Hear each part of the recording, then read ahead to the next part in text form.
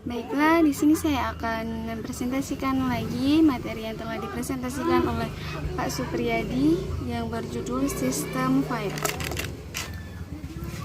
Sistem file merupakan mekanisme penyimpanan online serta untuk akses baik data maupun program yang berbeda dalam sistem operasi.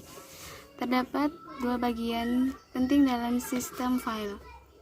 Yang pertama, kumpulan file sebagai tempat penyimpanan data. Yang kedua, struktur direktori yang mengatur dan menyediakan informasi mengenai seluruh file dalam sistem. Adapun atribut file yang diberi nama untuk kenyamanan bagi pengguna dan untuk acuan bagi data yang terkandung di dalamnya. Nama file biasanya berupa string atau karakter. Ketika file diberi nama, maka file tersebut akan menjadi mandiri terhadap proses pengguna, bahkan sistem yang membuatnya. Atribut file terdiri dari nama, tipe, lokasi, ukuran, proteksi, dan waktu. Nah, ini dia jenis file atau lokasi file pada disk. Ada jenis file, akhiran, atau fungsi. Nah, kita masuk ke organisasi file. Organisasi file itu sesuatu teknik atau cara yang digunakan untuk menyatakan dan menyimpan record-record dalam sebuah file. Ada beberapa teknik dalam organisasi file, yaitu file sekuensial, indeks majemuk, hash, dan multiring. Adapun teknik pengaksesan. Teknik pengaksesan ada dua jenis. Yang pertama ada direct access dan yang kedua sequential access. Direct access yaitu suatu cara pengakses record yang langsung tanpa mengakses seluruh record yang ada. Contohnya magnetic disk.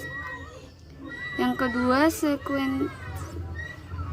sequential access, yaitu suatu cara pengaksesan record atau yang didahului dengan pengaksesan record-record di depannya. Contohnya magnetic tape. Adapun faktor-faktor yang mempengaruhi dalam proses pemilihan organisasi file. Yang pertama, karakteristik dari media penyimpanan yang digunakan. Yang kedua, volume dan frekuensi dari transaksi yang diproses. Dan yang ketiga, respon time yang diperlukan. Ada dua aspek organisasi yang tidak terlepas. Yang pertama, model penggunaannya, dan yang kedua, model operasi file. Model penggunaan file ada dua cara. Yang pertama itu batch dengan interaktif. Batch itu suatu proses yang dilakukan secara grup atau kelompok. Sedangkan interaktif suatu proses yang dilakukan secara satu persatu, yaitu record demi record. Yang kedua yaitu model operasi file.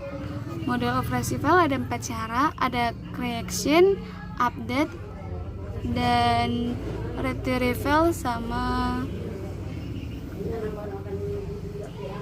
maintenance. Yang pertama itu creation, itu membuat struktur file lebih dahulu, menentukan banyak record baru. Kemudian record-record dibuat di dalam file tersebut.